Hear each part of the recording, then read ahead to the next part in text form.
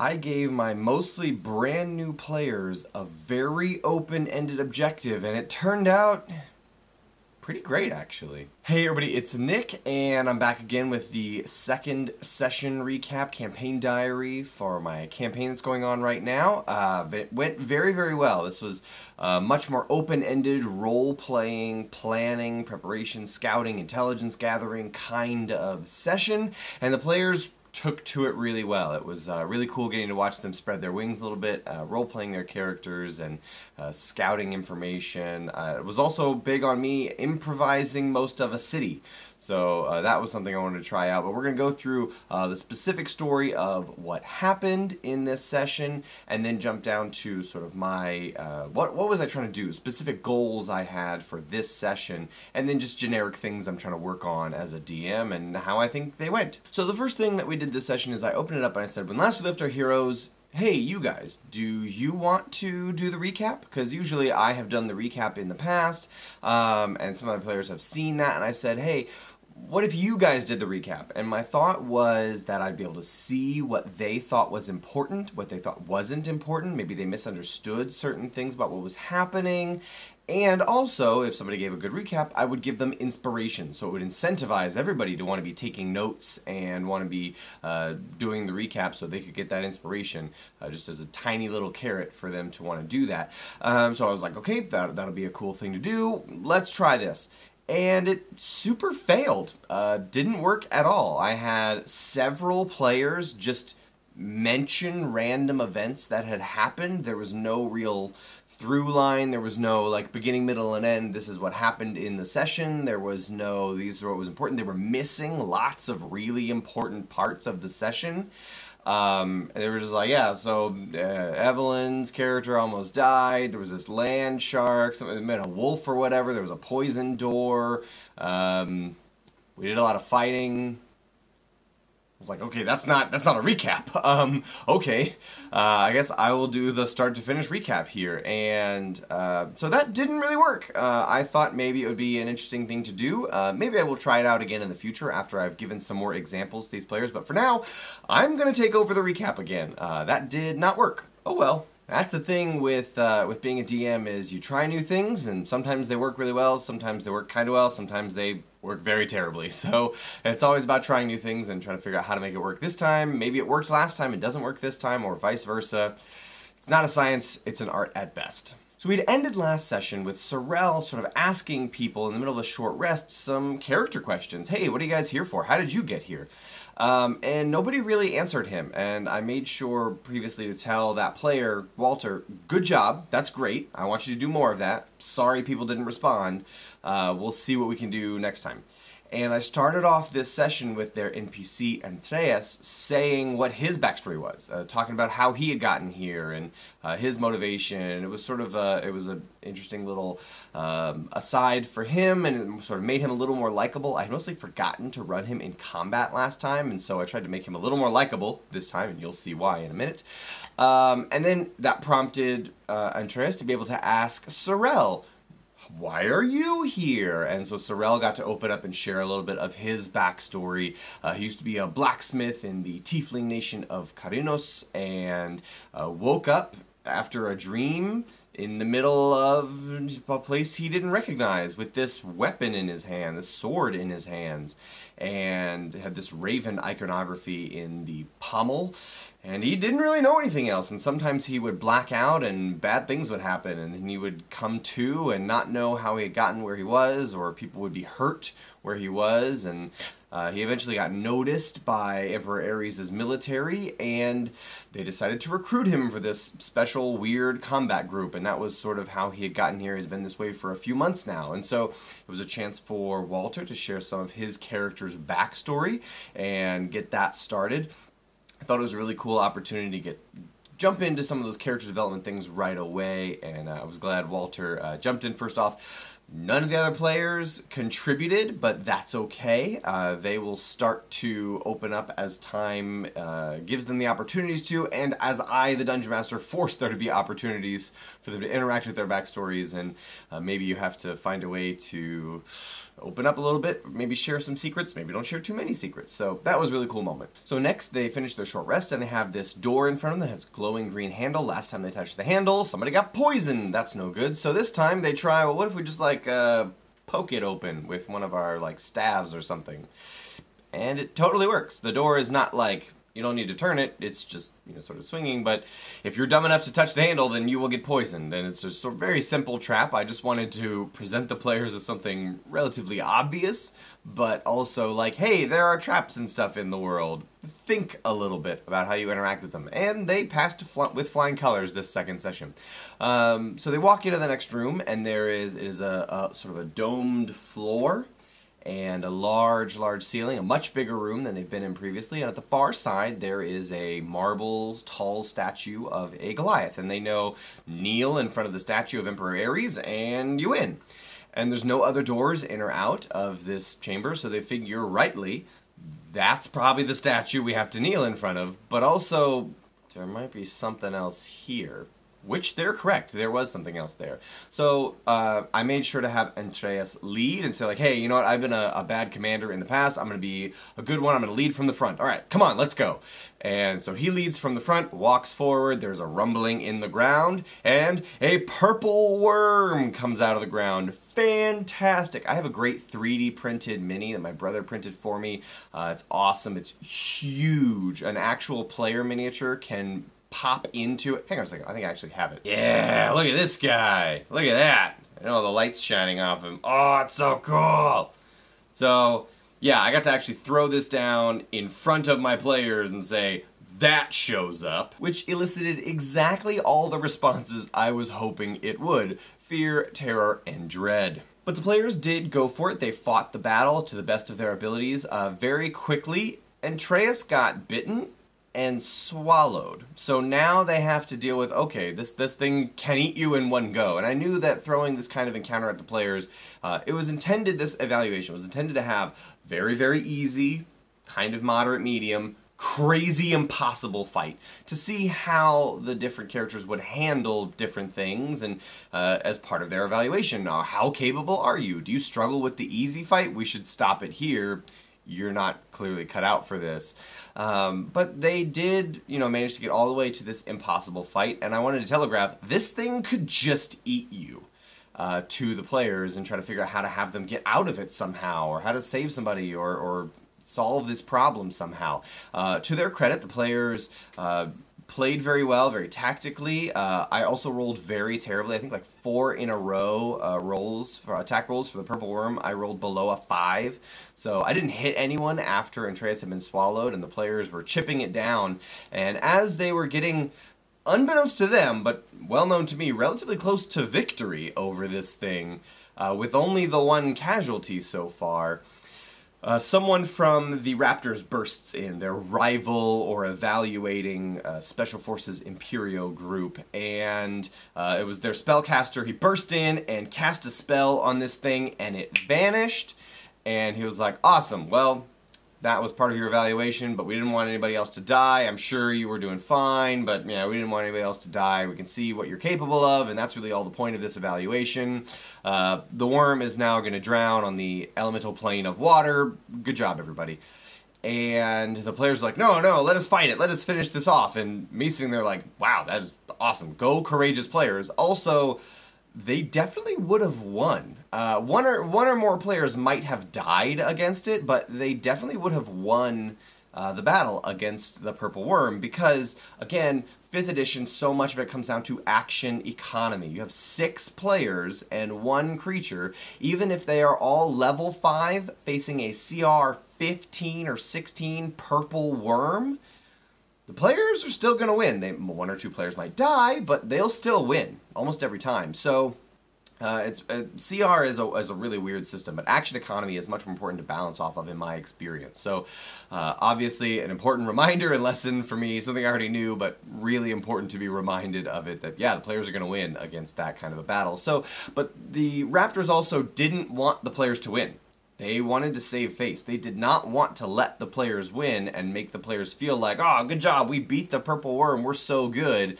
The Raptors don't like these players, and they want to put them down. They want to, have the players think negatively of themselves because the Raptors think negatively of them. So they sort of removed the possibility that the players could win this evaluation, and then they gave them their final score. It was like 6 out of 10, the minimum score you needed to pass. But you did pass, so I guess congratulations. The Raptors were more and more derogatory towards the players, so that was always fun to play up. This is going to be a really interesting rivalry to figure out how I can make it so that the players don't like the Raptors and they have chances to interact with the players. I think it's really cool to give the people in your group chances to interact with people they like and dislike of higher, equal, and lower level or capability or power or reputation or whatever else to them, so that they have chances to interact with power and weakness in different ways. And so I think that's a really cool thing. This is the group that is intended to be somebody you do not like, that is definitely more powerful than you, and also on your side. So you can't just get more powerful and then fight them. So that is going to be hopefully an interesting relationship that, if I can manage it, will play out really well. So next they got taken to meet Emperor Ares himself. They took like an oath of allegiance, which I just took the US military oath of service or oath of allegiance and sort of modified, tweaked it a little bit, added in the important things for the nation of Aughrim, and sort of took out some modern type things. And then they sat down and had a one-on-one conversation, or I guess the party is a 1, so 6-on-1 conversation with Ares. Ares, I made sure to play him up as way nicer than the Raptors. The Raptors kept trying to intervene. It was like, no, you're my lord, we'll stay in here to protect you from these people. And Ares was like, I'll be fine, it's all right, you can go, don't worry about it. One of the players refused to kneel in front of Ares, and it's like, no, it's okay, he's got free will, he can do that if he wants to. And so very much I tried to play up this. He's charismatic, he's likable, he's nice, he's a noble guy. I want the players to like Ares, specifically because he's doing something that, at least in the 21st century here in the United States, we would consider to be evil. He's trying to take over the world. And I want to make sure that I play this up as he's not an evil guy, because he isn't. And it's something that I will have to sort of work very hard against because of our modern notions of conquest. Post-World War II, really post-World War I, the world's idea of war and military conflict changed dramatically to something that would not be true of this time period in D&D. And so I have to fight upstream a little bit against some of these ideas. One of the ways I'm doing that is by making Ares as likable as possible. Because then the players sit down and he says, you know what? Ask questions. You guys are going to be doing some things. You're going to have to be obeying orders that you may not always understand. Feel free to ask questions of me. What do you want to know? And the first and most obvious question that the players asked, I was super ready for, was, why are you doing this? Why are you trying to take over the world? And he had a relatively eloquent and ready speech on how there's a lot of danger in the world. And I got to share the largest sequential chunk of lore in my history that I ever have before in one sitting, about the gods teaming together to defeat the Titans, and secretly everyone publicly thinks that the Titans are gone, dead, destroyed, but actually some of them are still around. They're just buried, entrapped, they're sent to far realms beyond our own. And what if they come back? What if the Hells and the Abyss team up and pour out onto the material plane? What if the dragons all unite and want to destroy us? And his ideology is, what if one of these things happens, we wouldn't be able to stop it because humanity is too busy fighting amongst ourselves. So we wouldn't be able to unite and defend ourselves. But what if we were all under one banner? What if all of the people in the entire continent of Antar were united and working together? All the best warriors, philosophers, leaders, magicians, wizards, clerics, everybody working together. what could we accomplish? What kind of difficulties could we overcome? And what could we defend ourselves against? Because something's coming. And at the end of every age, there's always some cataclysmic event that transforms us into a new age, and everyone, you know, all the scholars and historians agree that we're close to the end of an age, so we've got to be on the same team or else, you know? And so this is sort of his logic, his reason. Like, yes, we don't want to destroy all of these people, but we've got to defend ourselves against what's coming. And I tried to be an ambassador. I tried to tell everyone what was happening. They didn't ignore me. They didn't want to work together. And so now I'm doing it my way. And that is his thought process. He also makes sure to instruct them, because that's our thought process, we want to do this with as little loss of life as possible. Don't go out trying to kill and pillage and murder everybody. We're trying to do this with as few casualties as possible, because we're not trying to murder these people. They're just defending their homes. You would do the same if the circumstances were reversed. So they're not bad people. They're trying to defend their homes. But we have a bigger purpose. So we do have to win, but not at the cost of mass genocide. That is not the goal here. And so again, just trying to make him as likable and reasonable and justified as possible. So a few more questions, players interact with him a little bit more, and they then take their leave and return back to the Raptors. The Raptors are going to give them their sort of mission handler, and who will give them their first assignment.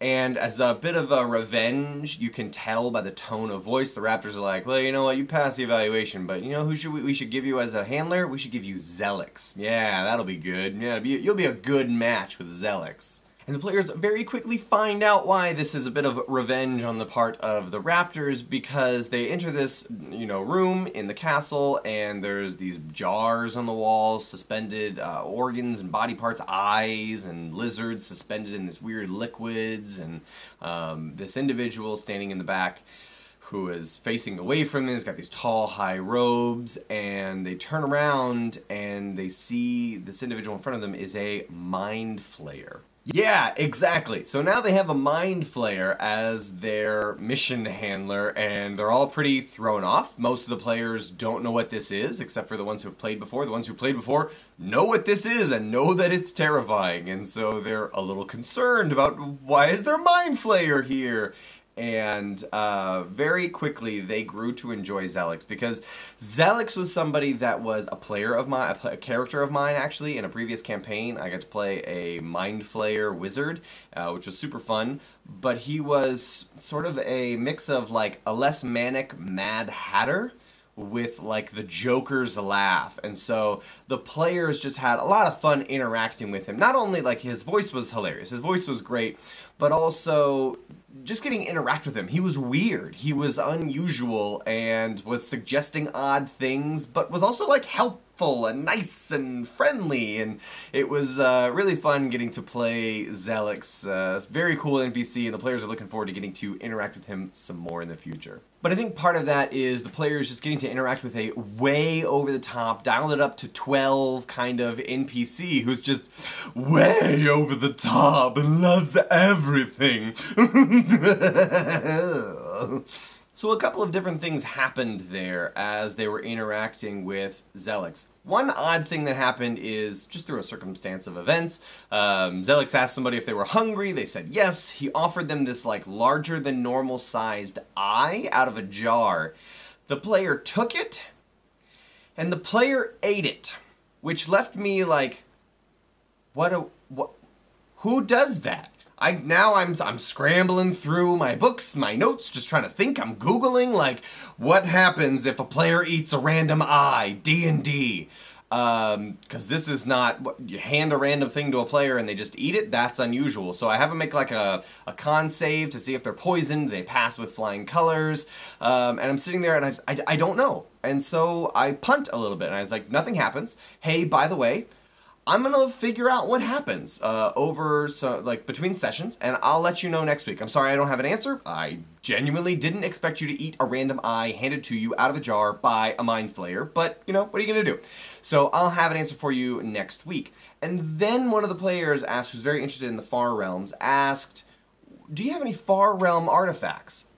And in spur-of-the-moment role-playing, Zelix said, I had one, But he just ate it, and this was a few minutes later, and I was like, aha, that's something. Who from the far realms has eyes like that? I mean, Beholder have their main eyes. That's kind of interesting. A Nothic.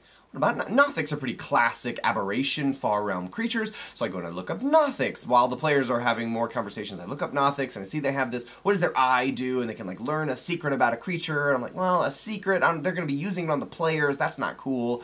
But what if I gave the player the ability to cast Detect Thoughts once a day? That's not that OP, they're 5th level. Once a day, that's pretty cool. He's already a warlock, I think he could cast it anyway. This just gives him, a free spell cast once a day, and it's a utility spell, not that big a deal. So I described to this player that after, 15, 20 minutes that they've eaten this eye, they feel growing in their own forehead a new eye. They feel the skin split open and they feel this eye. They can control it and look around.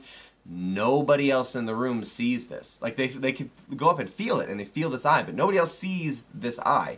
So it's just sort of something that they know. And I just tell the player, you can cast Detect Thoughts once a day. That's what the eye does. And so it was sort of a confluence of events that led to one player asking a question and me tying it back to a previous event and realizing what it could be and just kind of letting it unfold organically. So that worked really well. Both the, sorry man, I don't know, I'll let you know next week or during the week sometime, and then also combining a moment that we had in game with, oh, actually, I just realized what this item could do. So finally, Zelix gives the player their mission. You are going to be teleported to the Krell city-state of Bolero, and you are going to be tasked with making them surrender before Ares' armies gets there. They get there in 2 weeks, and so you have 2 weeks to force the city to surrender, open their gates, or at the very least make it much easier for Ares to take over. Sabotage, poison the wells, find an easy access point so that the armies can get through the walls, things like that. But ideally, they would just throw their gates open and we would walk right in, and that's up to you. And I wanted it to be this very impossible task, how our 6th player is going to get a city-state to surrender, but also a very open-ended task. It's not a go here, do this, do it this way, and then come back. It was, okay, you had this really tight closed, it has to be this way evaluation, but now, sky's the limit. Do whatever you want. You have 2 weeks, figure out how to do this really open-ended goal, because I wanted to give the players that sense that, I mean, D&D is a lot of planning. It's a lot of trying to figure out how do we do this. It's not always go here, do this, do that in this order and exactly this way. It shouldn't be that. It's very open-ended, and so I wanted to give the players a taste of that and said, that's your mission. And then he teleported them to a safe house in Bolero, and the players arrived in this stone cage, and they're like, great, what do we do now? They try casting spells through it. The cage stops any spells from going through it and prevents them from teleporting through the cage, and then an old person comes through into this room and is like, oh, sorry, I'll let you out. Turns out he is like the safe house manager they've got the safe house in Bolero for spies and things like that. And so the cage was stone made with Gorgon's blood, so they couldn't pass through it or spells wouldn't work on it, that kind of thing. And they got to gather some information about the city and learn more about what was happening, things like that. From here on, I basically improvised everything, and we played for about 3 more hours. The only things I really have prepared in Bolero were Horus and the safe house, the old man who was sort of managing the safe house, the governor of the city of Bolero was this Dragonborn, and she was not about to let the city be surrendered to Ares. There were some protests in town because not all of the citizens were on board with fighting this war. And then there's this really powerful mining family that is open to the idea of surrendering. That's all I really had prepared. Oh, and a statue. I had a statue ready. This was from a nod to previous campaigns. Krell, this nation that they're about to invade, is the first place I ever really ran D&D in, and so there were statues to the first adventuring party that came through here. And there were little nods and references and things like that for them, plaques that described who they were and what they were about, and so it was my brand new players getting to interact with some of the characters in a small way of some of my way older characters from like 250 years ago in game.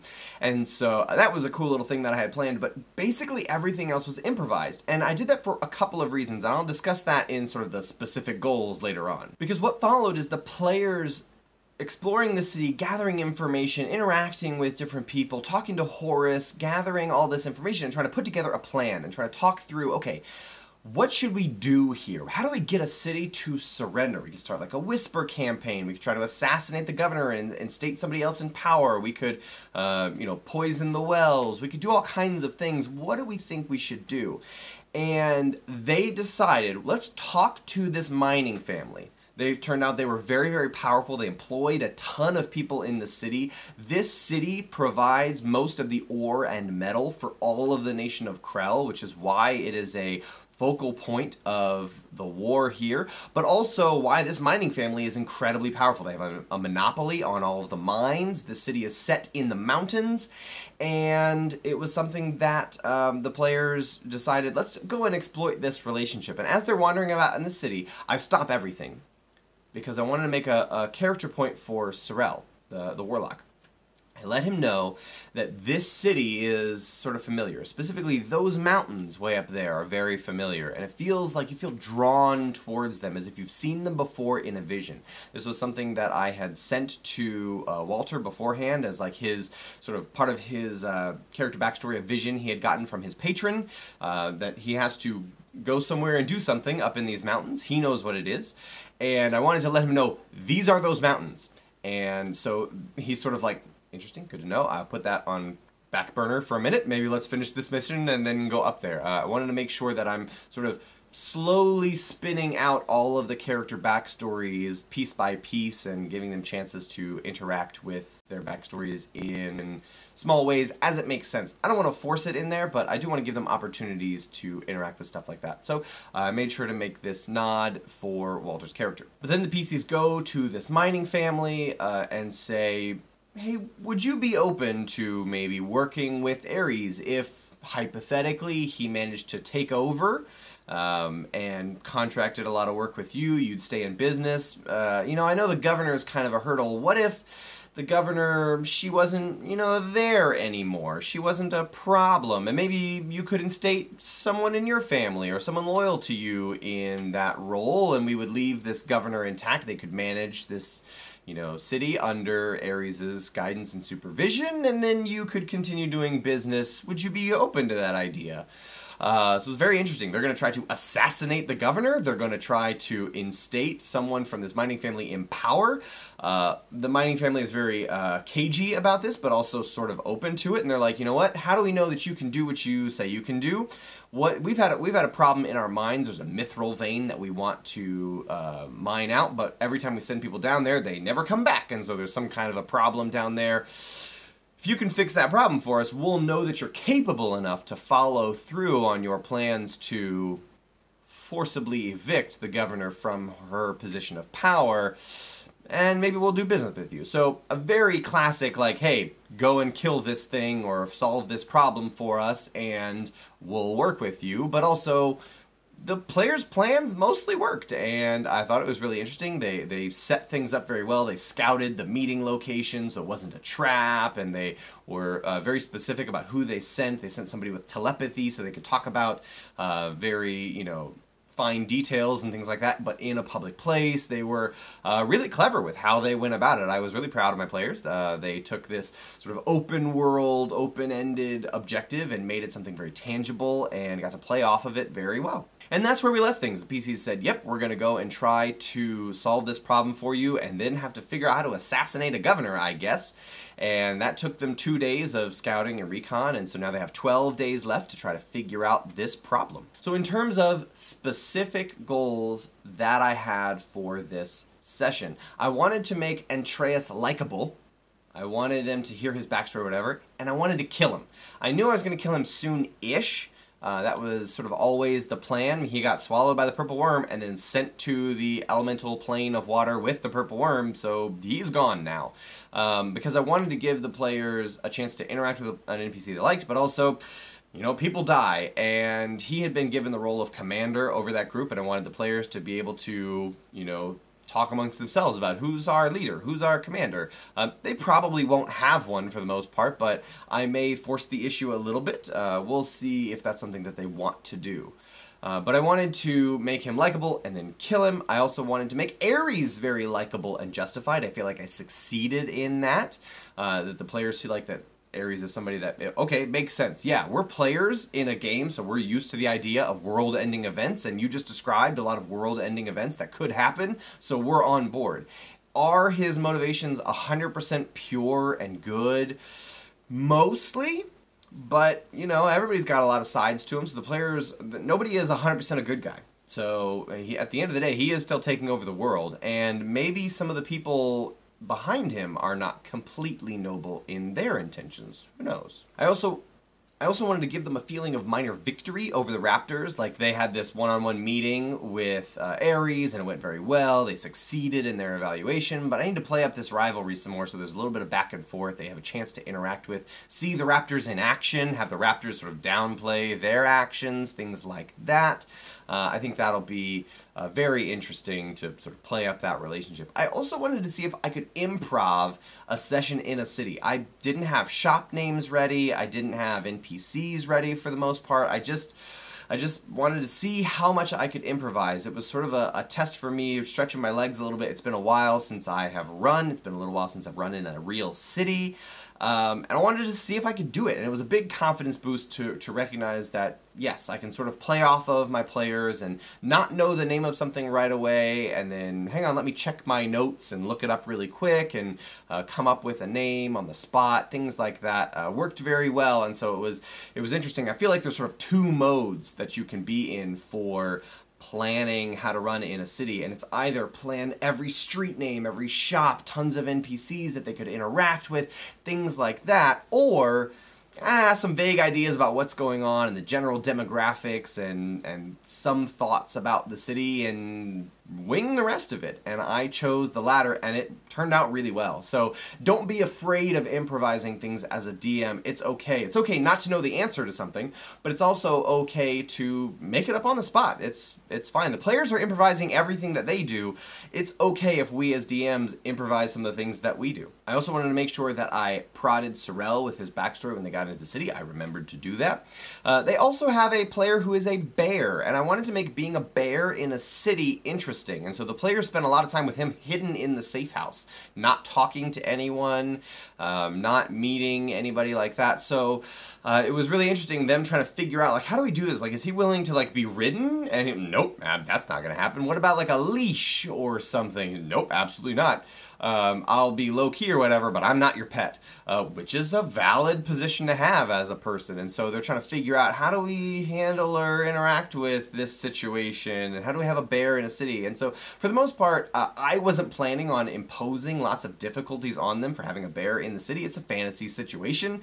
There's all kinds of weird stuff around. A bear would be looked at sideways for sure. People would cross to the other side of the street or whatever, but if it's walking next to somebody, you might assume that maybe it's, you know, very well trained or whatever like that. The players very briefly considered pretending to be a circus in town, and the bear being part of that. Didn't go through with that, but I thought it'd be really interesting.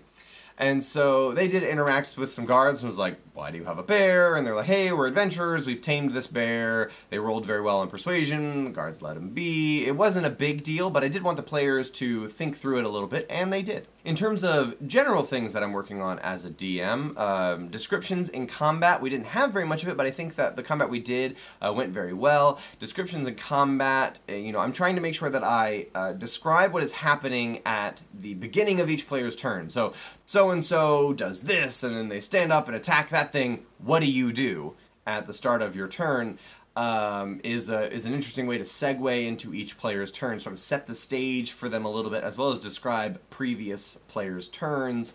But to set up, like, this is what's going on, what are you doing right now, is a pretty cool thing. That went pretty well. Also, more in-character role-playing went very well. I got to do a lot of different voices, play a lot of different characters. They're in a city, so they're meeting different people. And that caused the players to respond in kind. It caused them to roleplay their characters and interact in first person, which I enjoy. I don't care if they interact in third person or not. I just don't want them talking to each other about, like, I don't know, this is a thing. Talk to the character, or even just say, like, my character asks the NPC if blah blah blah. I'm going to respond in first person because I enjoy that, but you don't have to.